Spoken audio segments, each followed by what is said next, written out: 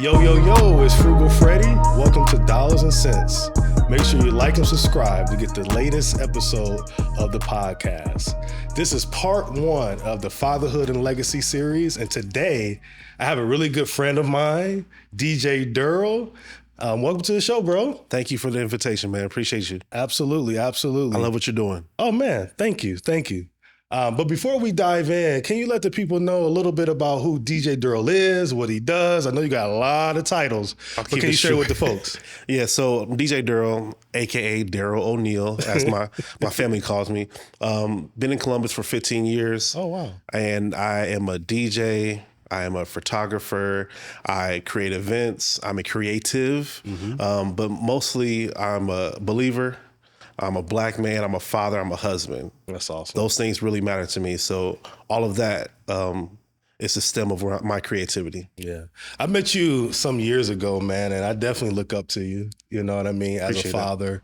I know you're a father of two beautiful young women. Yeah. And I always, like I said, always look up to you. I always reach out when I need help about fatherhood. That's love. And especially being a girl dad. Yeah. You do that very well. Thank you. And I think it's important that, you know, we give, as the young people say, give you your flowers while you can smell them. I will receive them. Yes. I will receive them. I usually would be like, nah, it's you, bro. Nah, I'm going to take them today. So with that, like, how was your upbringing? And in that, how did your upbringing shape your view on fatherhood? Okay, that's a great question. My upbringing is more, I have an introverted family. Okay. So I didn't have many examples of friendships. So it's like, it's my mom, my dad, have an aunt here, an uncle here, that's it. So it's mostly a nuclear family. Awesome. I have a sister, and in this nuclear family, we just did what we had to do. I have a hardworking father who was always, when I say in the streets, it wasn't in a negative way. He was just working for Coca-Cola. You know what I'm saying? Grinding. He always had a entrepreneur, something, always something to sell. There was always something to do. My mom, she was a secretary, so she was doing a lot of admin work. And the main thing that they did was make sure that I knew I was representing my family wherever I was. My grandfather will always say that when you're leaving, you represent the O'Neals. That's awesome. And you have to represent us at all times. So that brought on character. Adding on the faith on top of that, that adds on to where I have my my beliefs. And all of that really wraps me around on who I am today. I didn't know you had a sister. Yes, I do. And all y'all from Dayton, right? Yes, we're from Dayton, Ohio. What was it 937? Oh, my bad. Get it correct. My bad, brother. The home of funk. Hey, the home of funk. George Clinton, right? No, he's from Cincinnati. Right? Ohio players. Roger Troutman. Oh, Lakeside. Okay. All the music that gets sampled from the West Coast. It comes from Dayton, Ohio. Absolutely. Oh, that's dope. That's dope. I know there's one thing you didn't even mention, but I do want to talk about this. Fatherhood Fraternity. Yeah. What was the genesis of that, and why did you start that? So when you become a father, you're looking for resources. You're looking to figure out like who else has done this the way I need to do it. Who can I model myself behind? Where can I learn something? Because when are we taught that? Never. So it's like me as a researcher, I'm like, where am I going to find some information? I looked on YouTube, I looked on Google. There was 2 people really that were like me, that were fathers that I could watch.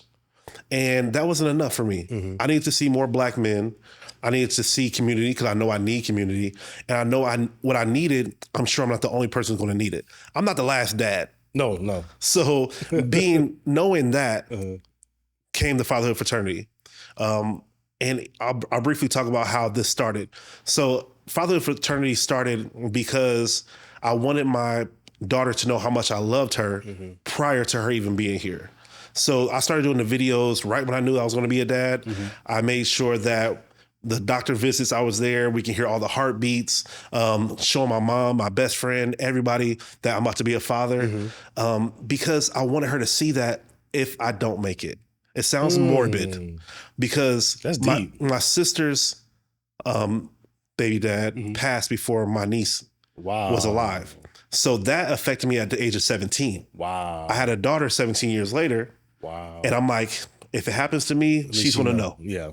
And I hate to make it sound morbid, but this is our reality. That's real. As Black men, having a child around 2016, there's a lot of stuff going on. And then having another one around 2020, there's a lot of stuff going on that doesn't really show that we are present. That's real. So my way of combating that, one, is to show that I'm here for my kids and I love them. And two, is to also highlight other fathers and to bring us together to have a safe space to talk. And to vent. Yes. And then I love safely. That very safely. And that's what I love about the fraternity. And I'm a proud member of the fraternity. Absolutely. And y'all better get hip to it. It's all on social media. Yep. But the one thing I really love about it is that safe space. Yeah. We are able to talk about things. And I think majority of us are girl dads. Yeah. Which is crazy, you think about it, but being able to go to a group of men that are looking to be better fathers. Yeah. I'm 5 years into this and I am not perfect. Yeah. But I would say one thing that I'm very good at is being present. You know what I mean? And especially being a girl dad, you have to be present because you're her first example of a man. Yes. And I definitely, like I said, I look up to you with that because you are very present. You with all you with your girls all the time, and that's intentional. Awesome. It's an intentional thing that I'm here with them, so that in these months, these years that really make the difference, that I'm setting this foundation, planting those seeds of love, caring, presence, defining what love is, defining what friendships are. Because my daughter, my oldest one, who is going into the 3rd grade, she has friends now that influence her. I have to combat some of those influences. That's real. I have to let her know which are some of the good influences and which ones aren't. That's real. We're going through the age where they're color aware. She is a Black child in a diverse school, but some kids are aware of her colors and are saying things, and it hurt her feelings. Really? So I let her know that this is somebody that you thought was a friend, but they're showing themselves. This is how you get away from that. That's good. So I couldn't do that if I wasn't there or aware. Yeah. Or was open to learning how to be a better parent. You know what I mean? And I think that's one thing that I'm learning. Like, this is just a continuous learning experience. Absolutely. You're going to mess up. You're going to do some good things. Like even with my daughter, she's gender aware now. Oh. So that's not a boy, that's a girl. I'm like, I don't know how to handle that conversation. Yeah. But it's just one of those things where, leaning on that community, like, hey, fellas, like I'm dealing with this situation. Help. Yep. But that's good that you're able to have those conversations with her early on. So, okay, your feelings are hurt. That's going to happen, Yes. But this is how you navigate through that. And there's no way I can have that conversation if I'm not present. Yep. So with you being a girl dad. Yep. How is that for you? How would you define that? Because I know there's a lot of, when Kobe was out there and he made girl dad a cool thing, and rest in peace, Kobe Bryant. But it's just one of those things where it's just like it became a trendy thing. But for you, how is it being a girl dad? I can't define it in words. I don't think there's an actual feeling or a definition on being a father of girls. It is like, you love something so much. And you felt that love in life, like whether it's a mother or a wife or a family member. This is a new love that you cannot explain to somebody until they actually experience it. I've lived my life. I thought I knew all the feelings that were on the spectrum. That's real. Until I became a girl dad. That's real. I don't know what it's like to be a boy dad. I'm sure it's a different feeling, but to be a girl dad, there's no word for it. I can't say awesome. I can't say exceptional because it doesn't define it enough. Wow, that's a bar. No, that is a bar. I mean, but that's real. I wish I could give you a true word for it. I haven't learned it yet. Yeah. Maybe there is one. Yeah, I don't have one. But I would say even like with my experience, to your point, it's a love that I never had before. Yeah. Unconditional. Yeah, very much so. Like even today, Savannah had an episode and I'm like, I got to get here to the studio. We got to do this. And then I had to pause like, no, like she needs me. Yeah. And if we're going to be late, we're just going to be late. You know what I mean? So I think the love of being a girl dad, you also have to love yourself too. Ooh. Because the love that you show yourself, the boundaries that you set for yourself are showing your girls what love should be for self and the boundaries that you should set for yourself. Because I grew up in a space where I was allowed to set boundaries, but I've seen the other side where there are people who don't have any boundaries. Wow. I want my wife to be able to have, I'm not my wife, I want my daughters to be able to have I want my daughters to be able to have that space to set their own boundaries. I want them to know what it's like to have love for themselves. I don't want them to have to seek that validation externally. It takes for me to plant those seeds. Yeah, especially early. Because these new age kids, once they're teens, it's like, whatever you're saying, it doesn't matter. Yeah, I ain't there yet. But hey, I'm trying to slow that process down. Like, if there was a way, because I have some OGs. You're like, man, love on your daughter till she's teenage years. Because once they get to that point, they're too cool for school. They're not listening. They got other influences. Yeah. And Lord knows when, our girls become teenagers, what would be the next cool thing in social media world that's going to get their attention. Right. So how old are your girls again? 7 and 3. 7 and 3. And you've been married 8 years. Congratulations. You tried to test me? Yeah, I did. My bad. He's like, yo, 8 years. Stand on that. Yes. So with that, during this, like that season of your life, becoming, dating your wife, getting married, having your first child, having your second child, what has been your proudest moment, either with your wife or with your kids thus far? The proudest moment I feel is being able to see how my kids react to certain things or how they are when they're not with me. Ooh. Getting a report back about how well my kids have been. Because they're not the same with me as they are with somebody else. I learned that. Yes. So it's like, I'm going to be like, I'm trying to give, like, I'll preface everything like, well, she don't like this, but actually when they're with somebody else, because we've planted those seeds of respect, they're very respectful. That matters. Yeah. Another thing, this is the churchy side of me, is hearing my daughters sing church songs. Really? Like, I love that. Like, they sing gospel songs. Like, they do praise and worship at home. That's dope. That is something that meant a lot to me because growing up in the church, you hope that you can plant a seed of some spirituality. Yep. Not religion, spirituality in a relationship. Yeah. So having them have a space to build and learn a relationship with God means a lot. That's dope. And that's real dope. What's in that? What has been some of the most challenging moments? Me. I've been the most challenging moments in my fatherhood. Learning myself. Therapy has been a prerequisite. Like that is what you all need. Anybody who's a father needs to have that time to learn. Yes. Yourself. Yeah. I did not take that time prior to being a husband or a father. I was so worried about the financials. I wasn't worried about the mental, the spiritual. I got to provide. Correct. Which is important. Yes. But not negating none of that. Yep. But I also need to learn. I also need to listen. I also need to continuously educate. I also need to learn how to be around other fathers and to evolve and to apologize. And to grow. All of those things are necessary to be a healthy father.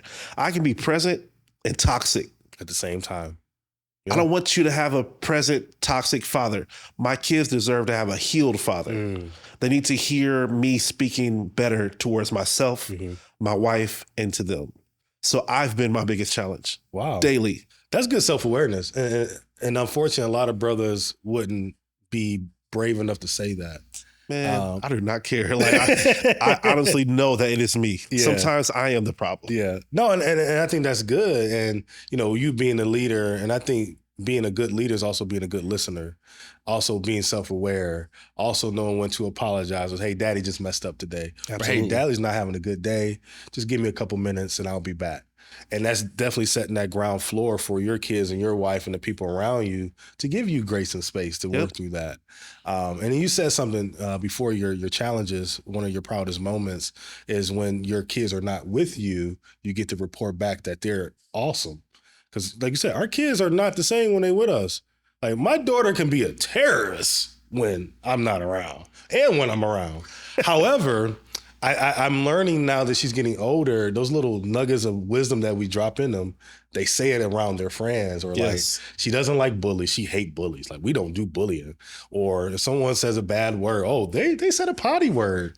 All right, Savannah, don't be a snitch now.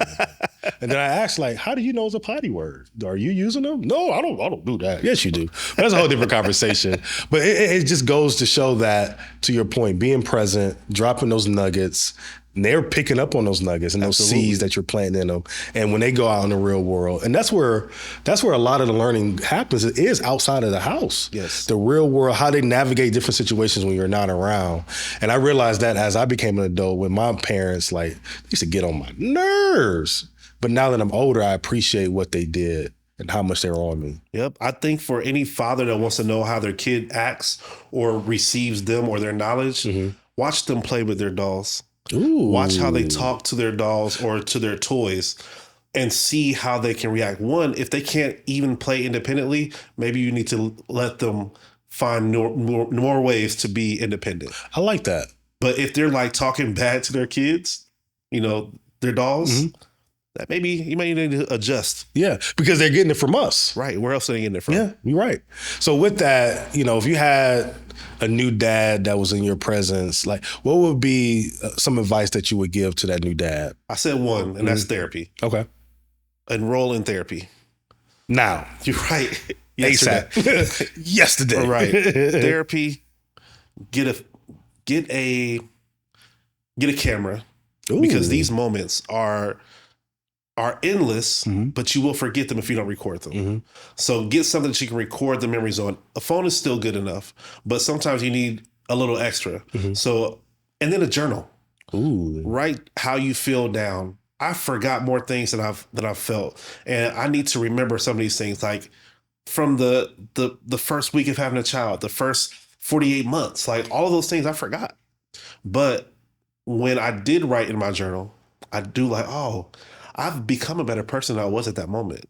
I didn't think I was going to be able to have my daughter do these things because of my self-doubt, but I made it.